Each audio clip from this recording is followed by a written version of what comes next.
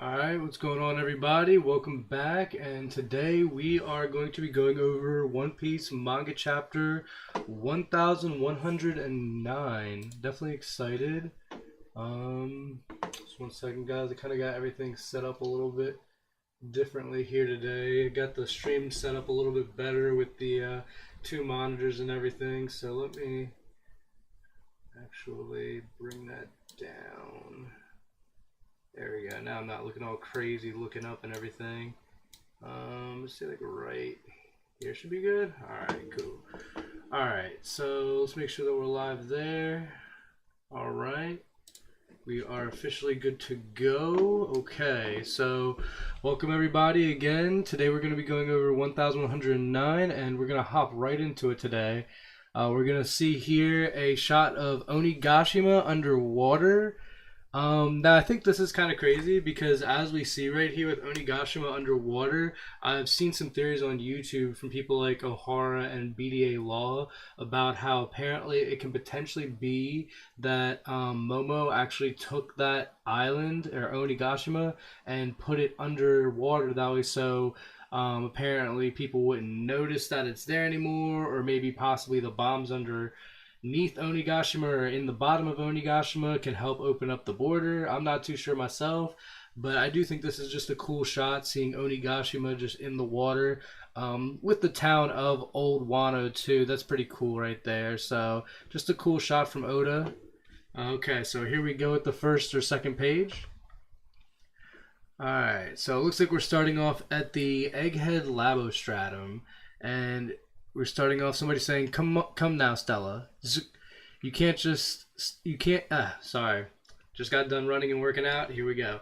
You can't just start this up out of nowhere. What do you mean, Shaka? Surely the audience will need to be adequately prepared to hear it. And then you've got like a beep down there. You really think that's necessary? Some intelligence agency will pick it up and it'll spread across the world by the next day? Are you certain about that? What if they manipulate the information? A good point. So what do we do? And then you've got the Navy ships going, where is that? Where's it from? It's coming across every ship's snails. Okay, so it's coming from the Den Den Mushi. I think that's pretty cool because that kind of shows us that like we pretty much know that they're going to be transmitting this through the Den Den Mushi. So anyways, we keep going and it says, I'll relay the signal through every naval base in the world. Turn that off. But I can't. And force them to output at maximum strength. Huh, interesting. So it's like they're basically hacking all the naval snails and then just, basically making it so they like have to do whatever they can to do it. But apparently they can't turn it off, so like they're really actually bugging their stuff right now. The transponder snails can receive audio signals, says Luffy, but the visual transponder snails will take time in order to be set up for viewing. I suggest giving them an interval of 1 hour. What are you going to tell the world, Vegapunk? Dot dot dot. Says it's I guess just Usopp being quiet. That's Vegapunk, right? Says Nami. 1 hour? That seems long. So long, in fact. Where's it coming from? Why now? So it's kind of crazy because even Saturn's wondering what Vegapunk will say. Let's see here. That it will give those who might not want this message heard the time to interfere with it. Very well. Let us set the preparation period for the message too. And it looks like you have a shot of the giants still fighting the Marines. 10 minutes. Oh, wow. Okay. Isn't that your voice, Vegapunk? Hey, wake up. You hear that, world? Oh, wow. So, like, it looks like Vegapunk might be really out of it. That's crazy. And then you've got Saturn with his face still grabbed by Luffy. And then we have a shot of Sacred Mary Joa. What is that signal? Saturn, what happened with Vegapunk? Someone explain this now. Wow, that's crazy. So even the Gorosei are going a little bit crazy over this whole thing. So I think that's pretty wild. Kizaru killed him. He should be dead by now. I think I saw it. That's interesting. He said he thinks he saw it. So that kind of leaves it up to interpretation that like he thinks. So like Vegapunk could not be dead, but I'm kind of thinking the message that's going to be broadcasted to everyone is apparently a trigger for what happens when Vegapunk potentially dies. I don't know if that's it or if there's some other thing that makes the messages trigger, but it's interesting that he's saying he thinks he saw it. So he set up this message to play in the event of his own death, most likely, and who knows what he might say. If we can find the source of the transmission, I can't imagine it coming from anywhere but the labo phase on Egghead, and it's protected by that barrier. So 9.5 minutes to kill. What now? Now I guess you have one of the Vegapunks tapping the screen or something, or he's tapping something. Want to invent something? I'm rather busy. Why not have some coffee? Dressrosa New World. Did you hear that? This is wild. The legendary Dr. Vegapunk is sending a message to the entire world. Bring out the visual transponders now. Set up the big screen. Hurry, we've only got 10 minutes.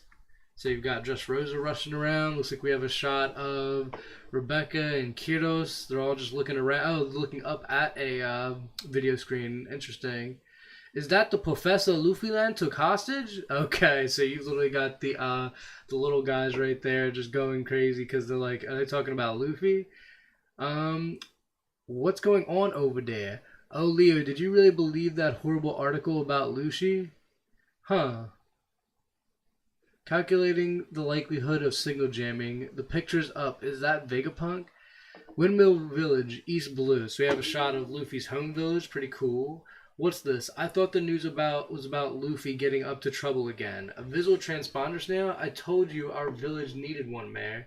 And who's going to pay for it? Their food isn't free, you know. You'll get by on sound alone and you'll like it. Aw, so wow.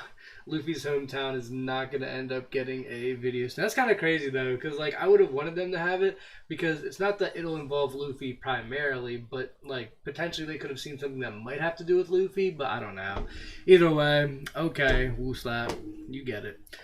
Water 7 Grand Line. Wake up, people. Huge news. Oh my, set up the video at once, Alice. Yes, sir. I'll have it shown in the room next door. I've also set up screens in each ship's building dock. Although it's the middle of the night, given the apparent importance of this event. I've already delegated contact of all residents so that they can be ready to view the video within the 10 minutes. Anything else? And then you have, I guess, it's Iceberg Secretary Alice. Pretty cool. World Economic Journal HQ. Hey, what's the signal about? It's an independent source being relayed by the Navy. And then we have the shot of Big News Morgan ship. Cool. Does it say where Luffy's crew is going? Look at the clock behind them, fool. That's not the current time on Egghead. This is a recording that was made in the past. Huh. Pretty cool. He definitely noticed that. There's currently a buster call happening over there. So the place is burning to the ground as we speak, I'm sure. West Blue. So that's the real Dr. Vegapunk. Look at his head. His mind's so sharp, it cut itself. Oh, wow. It's pretty crazy he said that. What a pun. North Blue. The man who brought light to the world. This is interesting. Definitely crazy. South Blue. What's so important for him to say to the entire world? Is it the invention of the century? This is just pretty cool. I mean, it's definitely interesting seeing that everyone around the world is just so curious about what Dr. Vegapunk has to say, because to me, it's like, I don't know, it's just interesting. Like, obviously everyone knows Dr. Vegapunk, but this message is now going to be worldwide, which means it's going to be something that is definitely going to change the world. And I think, like, at first we got told about the incident, and I think the incident is something that is going to happen on Egghead alone, but now we're probably going to have something along the lines of information dropped, and then everybody knows about the incident. So I don't really know exactly what will happen here, but it's definitely going to be something big. Kamabaka Queendom. The coffee will take 10 minutes to brew. Then I won't have time to drink it. I calculate the things of jamming are exceedingly low. I calculate the chances of jamming are exceedingly low. Interesting. Okay, so they're just talking still, all the Vegapunks. What does Vegapunk think he's doing now? And why is his noggin so slim? Is that the Dr. Vegapunk we're all talking about? And he's streaming a message in the middle of this whole ordeal? And then you have a shot of Shaka saying, "I suspect that my death is imminent." And you have Dragon, and I've seen this over. He's looking west. He's looking west. Like, yo, everybody thinks that that's gonna be like the biggest thing. I just personally think he's looking that way. I don't think Dragon's gonna do anything yet.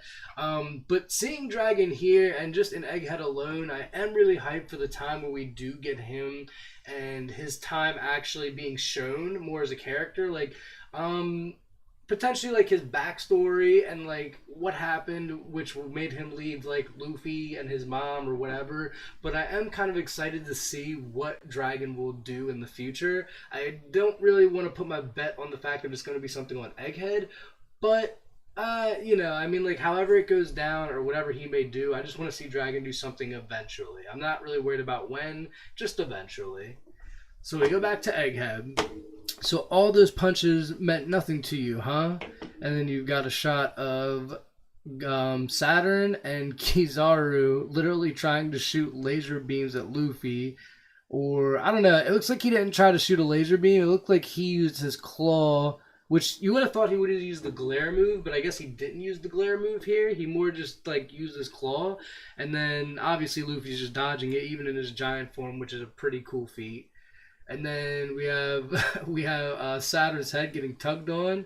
From now until the moment all my friends get away, and then you've got him tugging on Kizaru too. I'm keeping you guys right here. Gum Gum, Dawn.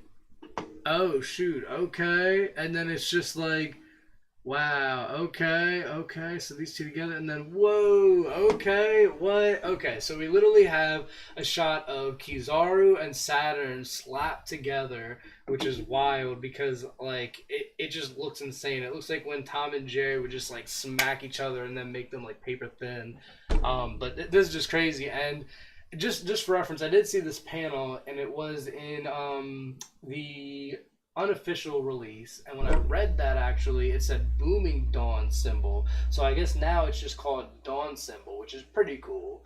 So okay, we go from here, we see, I guess, them being clapped together, and it looks like it made a really big impact. The buildings look like they're either like wiggling out or I don't know. And then you've got Saturn and Kizaru literally just turned into pieces of freaking pizza, just like going crazy, just so flat. And then I guess Luffy's trying to take them like a piece of dough, and he just whirls them around. Okay. And then if you just bounce back from anything I do, let's see you bounce back from this. And then you have Saturn and Kizaru, this is such a ridiculous panel, being thrown like pieces of dough through a pizza into an oven. He just threw something, huh? And then literally, oh my god, they just crashed right into this marine ship. So I guess that's another ship that's down. And then Luffy's laughing. And then it looks like we have somebody making a twirl back, which I guess, oh snap, it is Saturn. It is Saturn. Okay. What? How come nothing I do damages him? Admiral Kizaru, what happened? Are you alright? Admiral. And then you have Kizaru just laying on the ship, just ... Now, I guess that's his glasses on the very right if you're looking at this panel. But, like, it would be interesting if it was a tear. I don't want to say it's a tear, but, like, it just looks so crazy that, like, I guess it could be his glasses. But if it was a tear, that'd be pretty funny. And I think a lot of Admiral fans would definitely probably reduce their stocks on Kizaru if he was by chance just crying here. Which, he could cry. I don't get me wrong. He literally had to go on this island. He had to fight his friend. He had to kill a friend. So for him to do all this, and then now he just got, like, you know, impaled back into this ship, he's probably done in a lot of ways, at the point where if he cried, I couldn't hate it. But at the same time, who knows? Alright, there's no time, Saturn. Vegapunk must not be given license to speak. Whoa, and you have Luffy running away, because I guess he was trying to come at him. It's kind of cool, too. So he was spinning back at Luffy, it looks like, and in the end, he actually tried to take his claws and use the spin as momentum to, like, puncture. So, like, he's spinning, and then the claws just puncture, like, right like that. But Luffy dodged it, which is cool. Alright, there it is. That's our ship. I hope Vegapunk and them are alright. That's interesting to me. So they're worried about, like, they see their ship. The Giants see their ship, that they made it, and that's cool and everything. But I guess I feel like people are gonna split up here because that ship being there, I know it's like a really passerby panel, but if you think about it, we have Atlas here who is obviously with I think like she's with Frankie and then I believe Kuma and Bonnie. So I think what will happen after Egghead is everybody's gonna split up a little bit, and then we're all gonna make our way to Elbap because like if they see this ship, they're gonna get on that one to get out of here. We already know that. If they're able to get out, they're gonna get out. And then we have like Sanji who I can't even think right now because it's just so much. We have Sanji and potentially Zoro who are gonna try and meet up with everybody at the Sunny Go where Brook and Lilith are. And if that's the case, then we could potentially see them actually getting on the Sunny while Frankie, Bonnie, and Atlas and Kuma actually get on the giant ship. And like this could just be crazy. I think like everyone's just gonna have a little split up here, and then they'll probably meet at Elbap or something of the sort. But anyways, going back, I'll make the summons good, and you have a shot of some dark lightning coming down on the island. Huh? What's that? And then you have all the Marines just freaking out with their funny faces. Black lightning. And then this is a crazy shot. I will say this. This is insane.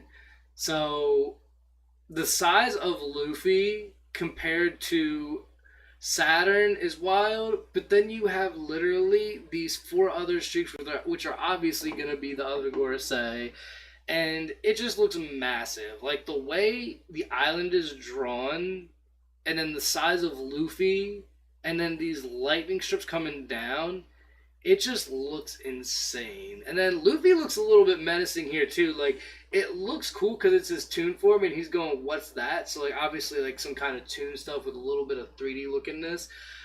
But like he just looks like crazy here. And then all right, we're going back real quick, and the final couple panels are we have Sanji and Vegapunk. That's the same thing. That's the same thing as when the Spider Grams showed up. Okay. And that's it. That's the end of the chapter. Okay. So my thoughts on this chapter were that I think like it's definitely been a really good one. Um, I know a lot of people probably wanted the reveal of the information in this chapter, but I think we all forget that sometimes Oda wants to make things as big as they are. And I've seen a couple of videos on this chapter from O'Hara to Roger's Base to BDA Law to King of Lightning. And for the most part, I think everyone's reviews were pretty good. I know that Roger was saying that a little bit of the stuff on this chapter was a little bit like lackluster, and I understand it. Like, don't get me wrong. I think that like if you don't like the fact that this could have all been in like a single panel versus anything else, that's cool. I just think we also forget that like when we have these moments where Oda does what he wants specifically, and then the next chapter's fire, and then we're all hyping that up because we finally got what we wanted, it's like you have to understand that like Oda wants to do this to the point where like he wants to make it so you have to hold out for it for the suspense to be that much more worth it. So I think like for me personally, I would say that this was a good chapter. Could it have been less drawn out on the time thing, or could the time thing not be there? Yeah. But, I mean, Oda's been doing this for a while, and I think we have to trust him in the fact that, like, if he chooses to sit there and go, okay, you know what, I actually want to delay this big news for one more chapter and show how big it's actually going to be, then I think that's perfectly fine. And I think there's nothing wrong with that. Like, it's just the fact that, like, Oda is doing this for a reason, and when we get to that really good chapter and everyone's super hype about it because we learn everything else, it's like that's the moment where everything's going to be so good. And then I think I was watching a video from O'Hara on this chapter too, actually, and he was even saying that, like, I believe it was something of, like, the 10-minute thing was a little bit, like, dumb too, which, I mean, I get it. Don't get me wrong. I know we all just want the sauce and all that and then everything in one, right? We want the Luffy, Kizaru, Saturn pizza with the sauce all in one chapter again and again and again. But we gotta understand that, like, Oda is not just trying to, like, lore drop here because there's a lot going on. Like, if we would just get this information, then we have to go from getting the information to them figuring out what they're gonna do now that they know, to then everybody still trying to escape, to the Giants still doing their thing. Like, there's so much stuff at play that, to be honest with you, I think it's good that Oda kind of slowed us down a bit here to then take us forward, because we have to really understand that we have a lot of things going on. We got Zoro and Jinbei. They still got to get away from Lucci. We got I mean, the Blackbeard Pirates are gone, so that kind of got solved. But then we got what the Giants are going to do and who they're going to interact with and how they're going to help. We have Sanji and Vegapunk and how they're going to do their thing. We still have the Sunny catching up with the other Straw Hat members, if they even do. There's just a lot going on. I mean, we even have this Buster Call going on in itself, and there's just so much going on that, like, if we just went into something else right now and we didn't take a moment to step back and let everything just gradually drop, I think that would be a problem. And the fact that I will say, the fact that like Oda's kind of evil for this one, the fact that we got this chapter and then a 2 week break is crazy because I know everyone was hyped to get that lore drop this week. But I think this is another moment where Oda kind of puts his like, oh, like you can have this, but now you can't have it yet. And like I think that's still brilliant storytelling because at the end of the day, like you're gonna want to watch it or read it in 2 weeks, and that's how Oda keeps you on. So, like, I understand that we could have gotten this all in maybe more of a succinct way without the time limit, without all that. But, like, it's still a good chapter. We had so much here. We have the 5 Gorosei showing up. We don't know how the hell that's going to work out. We got Kizaru being down, which, I mean, I don't know. Maybe he'll finally switch sides. Maybe he won't. Who knows? But at least right now, he looks like he's done. He's done right now. He's on that ship just panting. Alright, what else do we got?